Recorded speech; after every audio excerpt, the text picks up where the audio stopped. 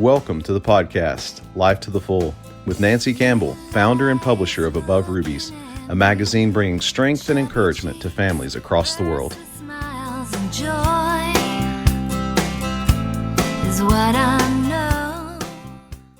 Hello, ladies. You will be pleased to know that I have Pam Fields with me again today. I know you would have so enjoyed last week's session with Pam.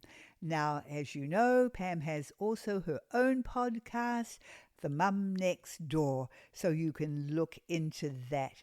Now, Pam, I know that, in this new season of your life, as now your children are growing, getting married, and even the younger ones are growing up, that you are seeing things through a different lens and you're learning new things. Well, we just want to learn along with you. Yeah. And you were telling me about, you were reading in this book about 5 basic things that a mother must give to her children.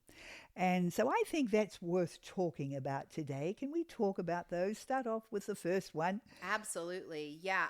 As I have come, when we start our motherhood, we're reading a lot of what to expect when you're a mother, what to expect when you're expecting, all these things.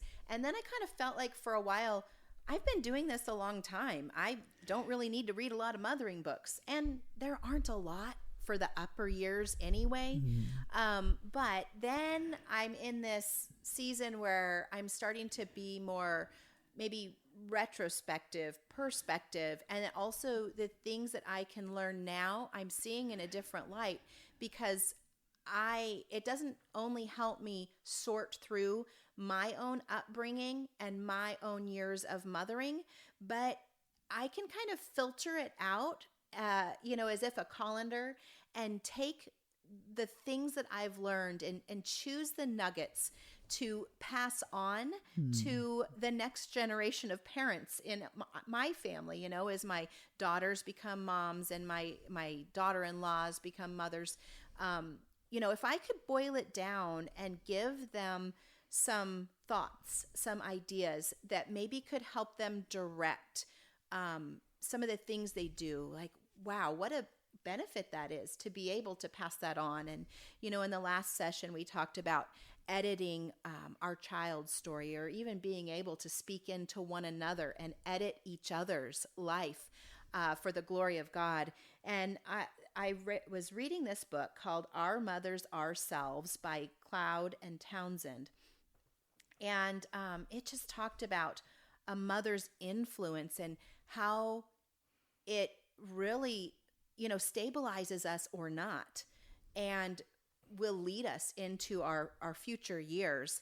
And I know you always talk about this, but this was a little just a different way they said it, and it really struck me. They said that the 5 basic needs must be met by a mother, and those are, the first one, safety. And that safety coming in the form of a person who is predictable, stable, and danger-free. This kind of mom creates a foundation for all of the other tasks of mothering. And we kind of talked about that in that last session about being stable, about being predictable, about not losing our minds, right? And without being that stable mother, then the child kind of remains at a state of panic or anxiety. And when that panic and anxiety is high, that it makes it very difficult. And maybe even at times that child is unable to love or to learn because they feel from their environment so much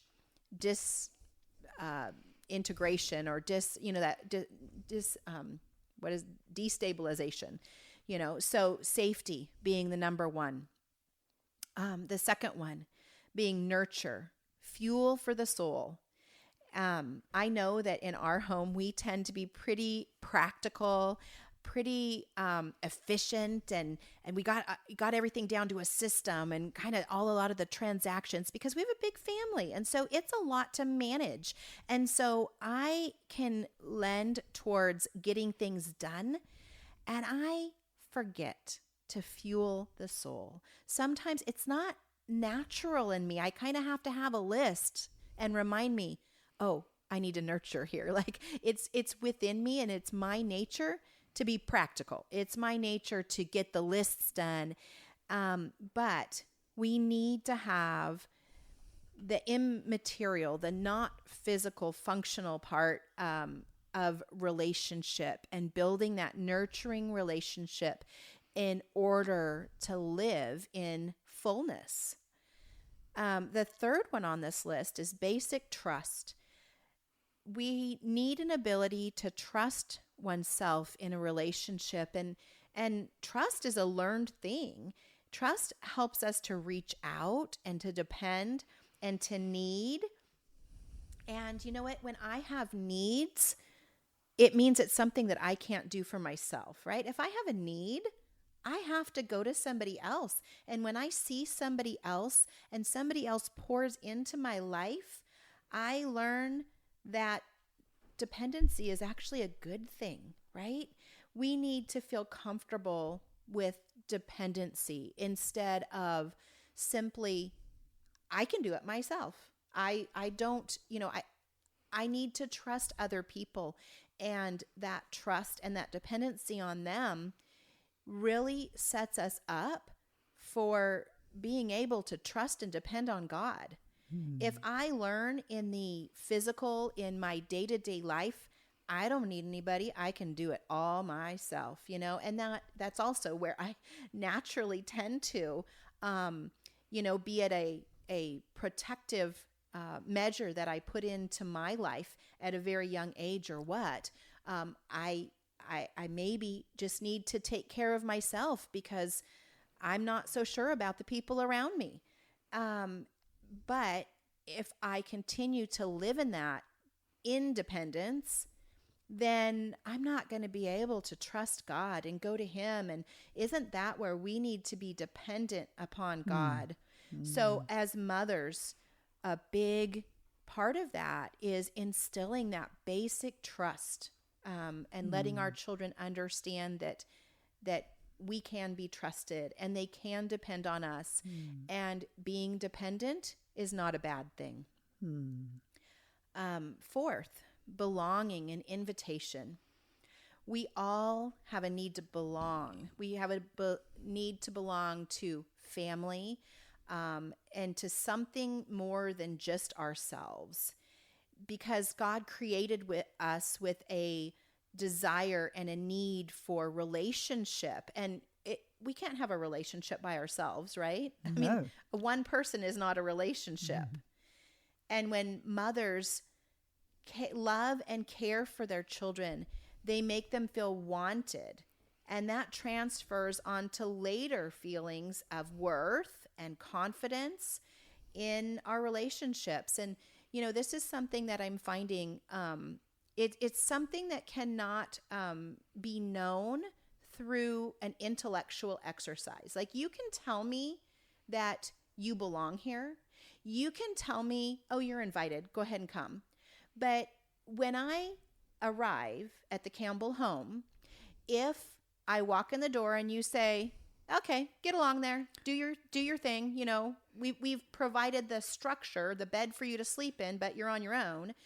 That is not going to give me the feeling of belonging and invitation and welcoming that I get. No, when I walk into the Campbell home, Nancy is up from her desk. Well, hello, thank you for coming. How wonderful it is to see you. And then there's a big hug, and let me show you to your room, and all the good food that you cook. Those are the things that are welcoming to me. Like, I have no doubt that you want me here. Amen. I have no doubt as to if I belong or not.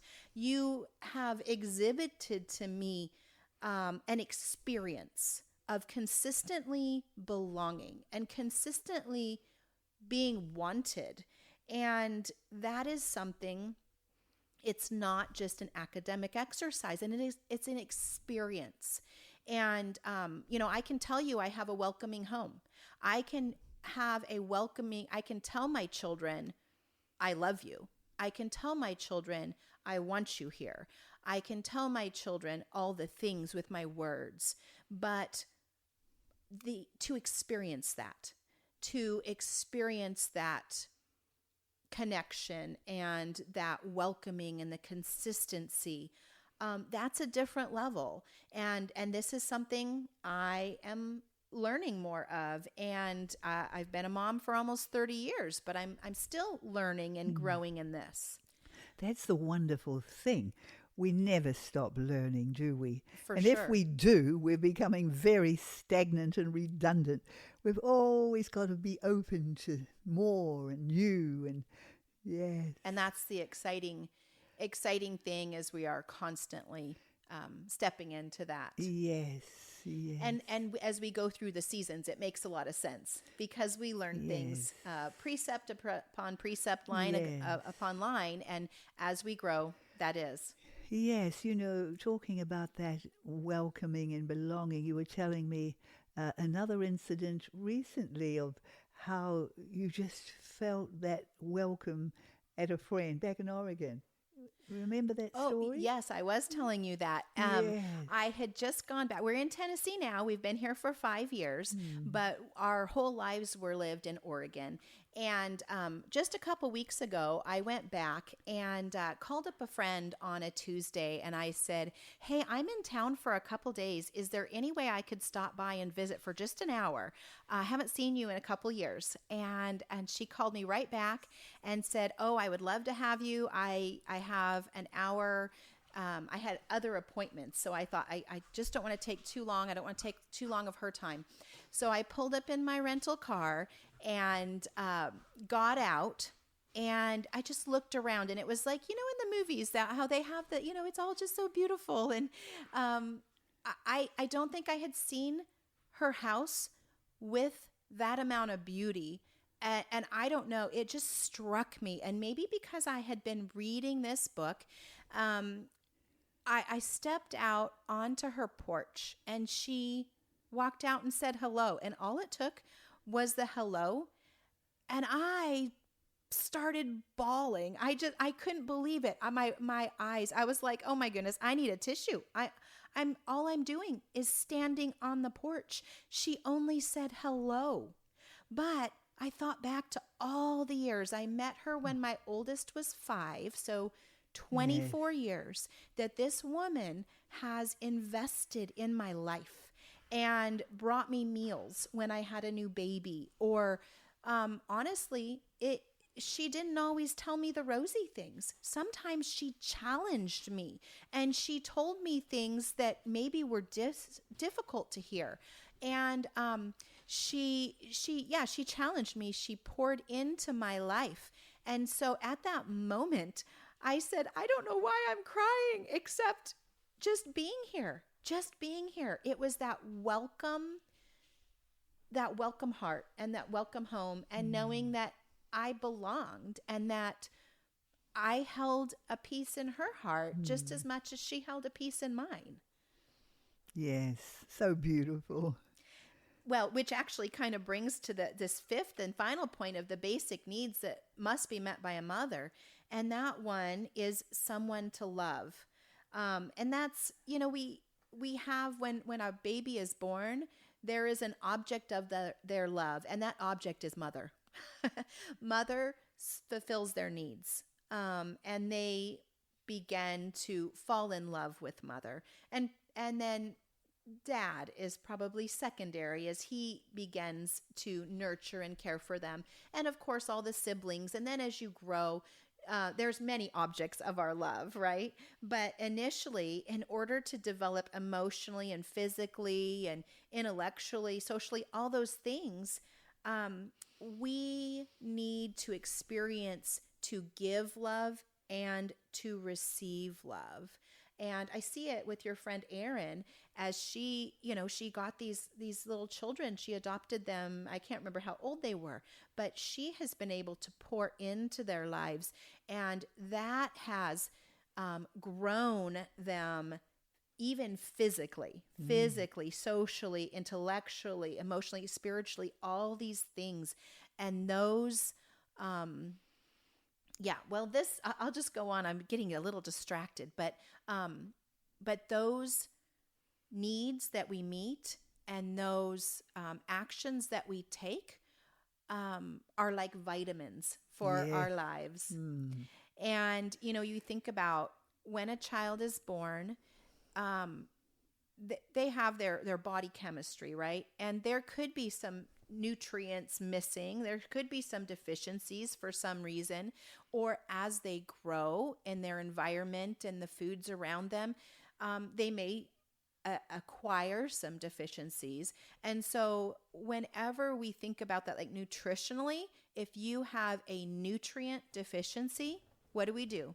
We supplement. Yes. We don't just say, oh, well, you're deficient in that. Sorry.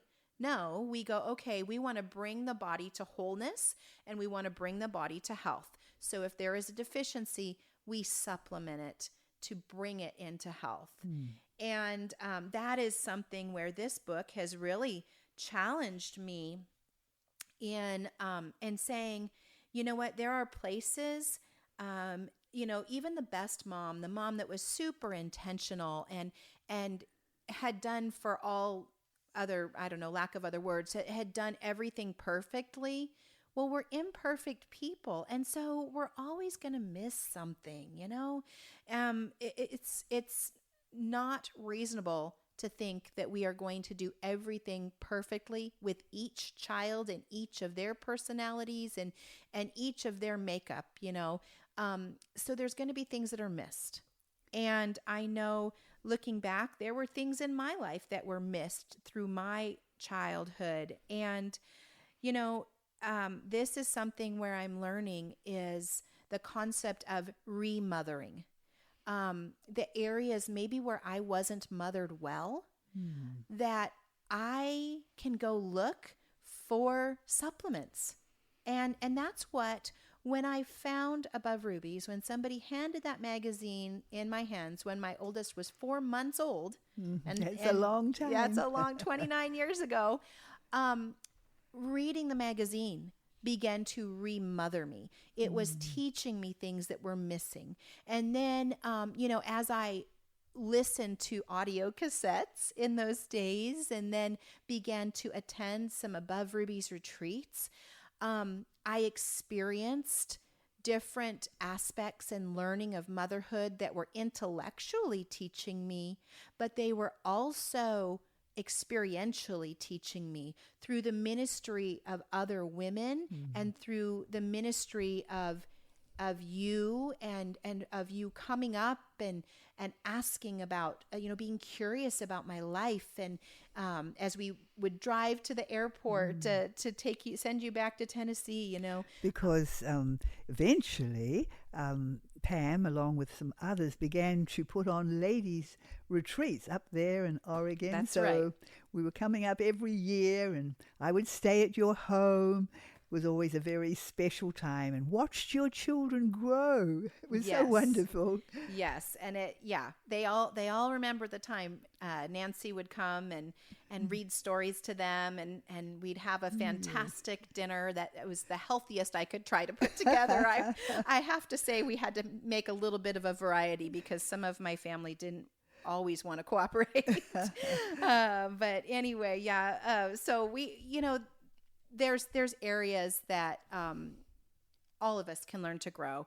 And when we have maybe not been given those nutrients in our home as children, we are just not going to mature in certain areas. And so what I'm finding as I read and as I study and talk to my mentor and my counselor and all these places that pour into me, one of the things that mothering teaches us is boundaries.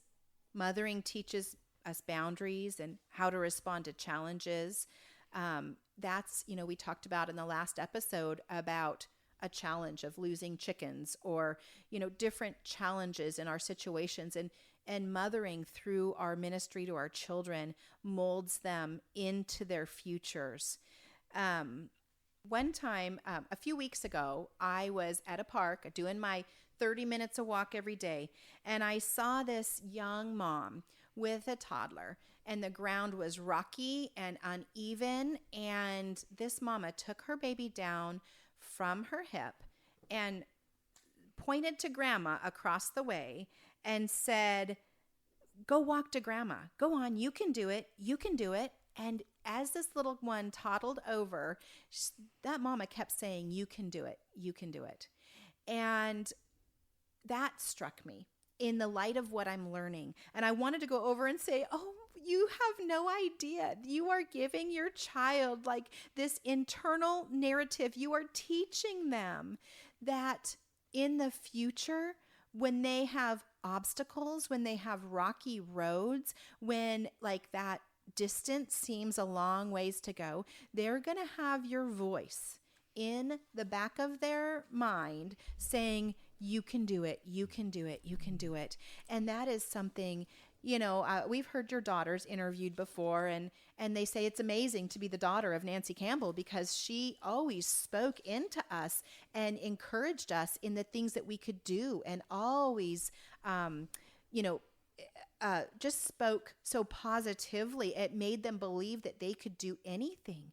And this is that soundtrack then that they play in their mind. And we want our children to play these soundtracks that remind them that they can do things. Yes, I love that. Makes me think of Proverbs chapter 6, where it talks about the mother's teaching.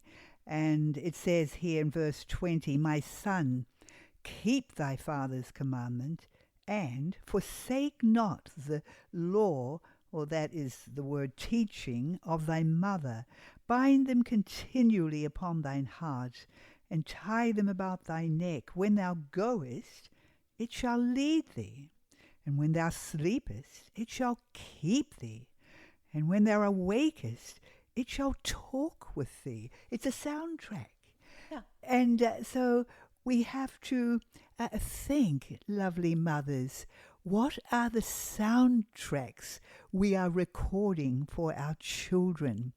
And, as this mother was saying, "Yes, you can do it, you can do it, you're amazing." I mean, when our children hear that constantly in their ears from the mother, it becomes a soundtrack, as you said, for future years, and for when they will face incredible, challenges that they face along the way. I often remember this story of my eldest son, Wes, and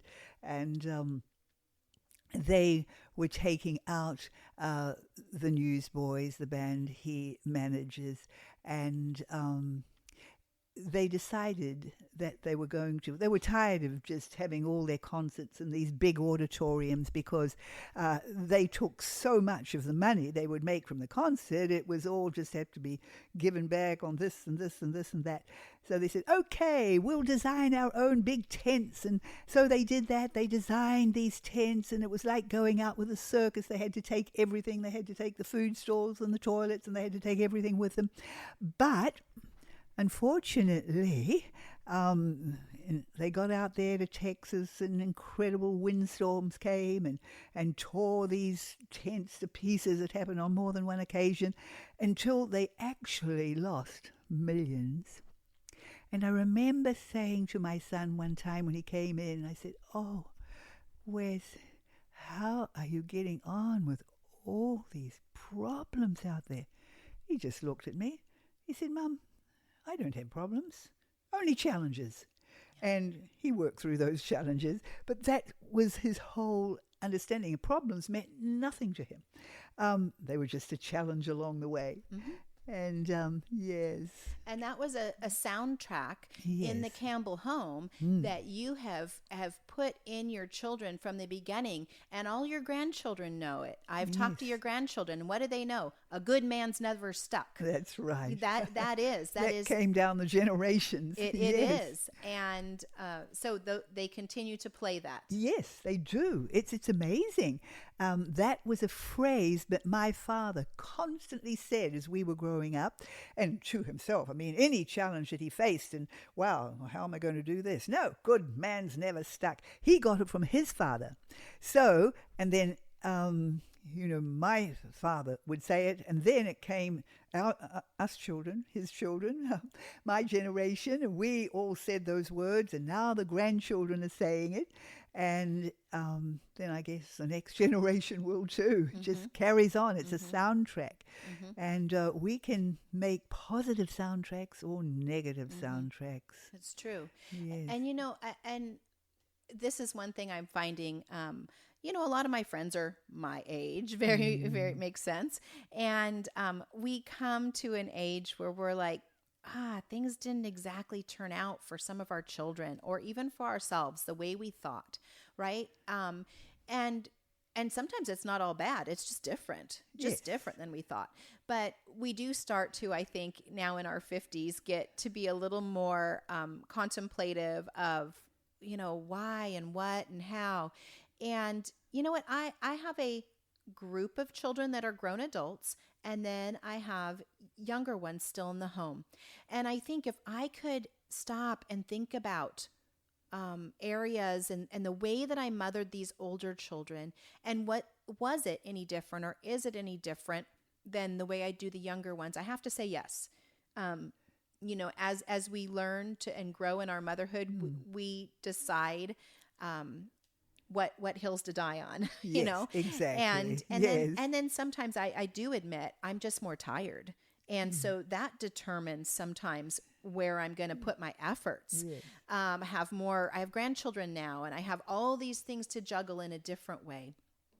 And one of the things as I look back on these basic needs to meet as a mother, and I have to evaluate, okay, what did I do really well? And what areas could I have done better? And for me on this list, nurture is one of those ones. I said, I probably could have done a better job nurturing.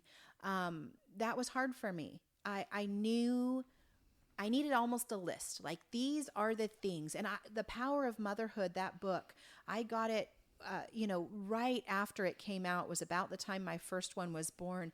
And I needed that manual for motherhood, because where I entered into my mothering, I just was not quite prepared. And I did not have the tools I needed to go into motherhood. And so that taught me things. But again, we're thinking that almost academically taught me things. So then I transferred over academically, like, these are the things I needed to do. And I look back, and the nurture is not an academic thing. It is an experiential thing. Yes.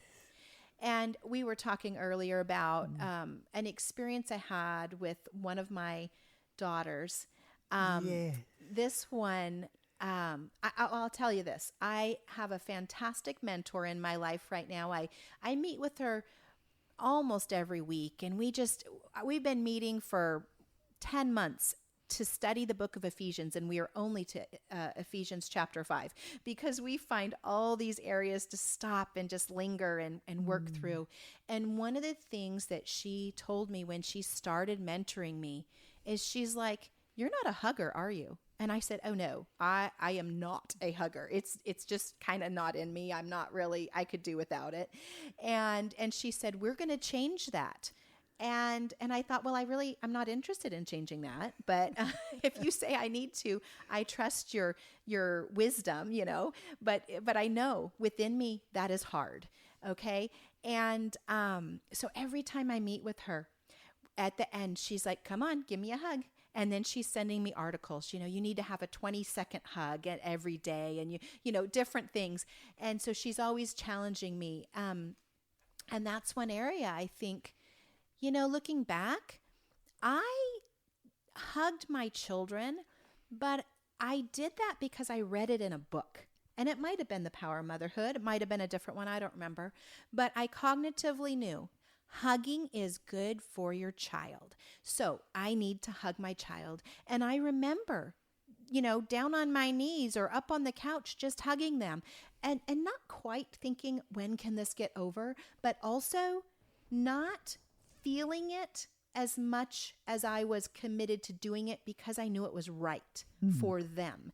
And I knew they were feeling it. I knew it was making the endorphins, react for them to respond to my hugs. But it was very much a cognitive effort for me. And then as they grew into teenage years, I really don't hug them as much. I don't cuddle them on the couch as much. I don't. And that's an area where I need to work on and I need to refine, but it's kind of awkward to go back and fix it. It's like, how do you start this? I have not been a hugger. How do I do this? Well, we had an experience a few, I don't know, month, weeks, whatever it was. I have a daughter who has living on her own. And one day she called me and she said, I'm not feeling safe to pull into my driveway right now. I'm just going to keep driving. Will you talk to me while I drive? And I said, absolutely. You don't feel safe pulling in your driveway, keep driving. The Holy Spirit speaks to us, keep driving. Pretty soon she said, okay, I'm here. And I said, okay, you're home. Are you going to go in now? Everything's fine. You feel better? And she said, no, I'm at your house. So I said, oh, well, come on in, And by that time, it was, I don't know, close to 11 o'clock at night. I was in my pajamas. I was in my bed. And for a little bit of reference, we've had some challenges in our relationship. And really, mostly on my part, my, hard-heartedness and stubbornness and rigidity and, some of the things where I just could have done better as a mom. And so we've been challenged a little bit in our relationship and in that where you're like, I want to make things better, but I don't know how. And it's awkward. But in this moment, my daughter ended up coming to our house because, the boogeyman could have been at her house. So she came to our house and she comes in to talk to me. And she just starts relaying her day and on, just talking and talking. And then pretty soon she said, talking about her walk with the Lord. And she said, I used to physically feel God hug me. Like I could feel his arms around me, like physically. I knew he was there. And I don't physically feel his hugs anymore. It's really kind of strange because when I spent time with him, I could feel his hugs, but I just haven't felt that for a long time. And I said, you know what? This is really interesting to me because I have been learning more about hugs. And this is an area in my life where I realize I have really failed you as a mom, and I should have hugged you more when you were young. And I am kind of wondering, could it be that you physically felt God hug you? Because I wasn't doing it. And this is where I'm talking about like relational vitamins, right? Like there's vitamins we need and to grow and to have wholeness. And if we don't have those vitamins, they need to be fulfilled somewhere. And I said, I wonder if the Lord was fulfilling that and he was physically, you're feeling his hug because I was not giving you that essential vitamin. And I said, but you know what? I've been learning that I need to do better at that. I've been learning about hugs. I've been reading articles about hugs. And I kind of think I'm supposed to hug you right now. What do you think? Do you think I need to hug you right now? How would you feel about that? And she said, yeah, I do. I want a hug. And I said, well, like, how do we do that? I mean, it was as awkward as could be. I thought, how do we do that? And she said, I said, why don't you just come here? And so here I am laying down in my pajamas on bed, and she just folded into me. and we both just sobbed. You know, it was a beautiful moment, and I think we both recognized that. And a little while in, I said, you know what? I think it's safe to go home now. And she kind of giggled and she said, yeah, I was thinking the same thing. She said, I think God wanted me to drive past my driveway and keep driving because he wanted me to end up here. I think he wanted us to have this moment together. And I'll tell you, I mean, it was like, I didn't know how to navigate that, but God sent her to my door and sent her to an opportunity to fix the thing that I had gotten wrong for so many years. And I'm now at this point, I need to be humble, and I need to recognize that and recognize I didn't get it all right. And as right as I got everything, as intentional as I was as a mother, I was missing something. And that was just a challenge to me. And that is something when I stepped on the door of my friend in Oregon, you know what? I think the reason it touched me so much is because she had filled a vitamin, an essential nutrient that I had been missing in my life and in my motherhood. And when I come to your home, you energize me with, it's an energy shot of a vitamin water energy shot to make me more whole and let me step into the calling that God has for me. And so I would just challenge all of us to ponder, like, Lord, what was I missing? And I want to hear what I was missing, and I want to step into it. And I want you to lead me to heal any relationships that are broken, and to be able to nurture those who I need to nurture differently. But Lord, also send me people to teach me and allow my heart to be ministered and remothered. You know, we were mothered once, but we need to continually be remothered by our community and the people around us, to bring us into this place where we can walk in the fullness of his calling. Yes, thank you, Pam. Thank you for sharing that beautiful story about your daughter. That was so beautiful.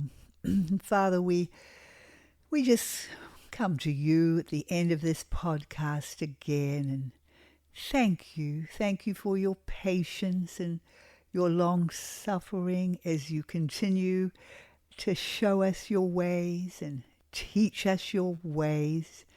Help us to be open to listen to your voice. We thank you that you have promised that the meek you will teach your ways.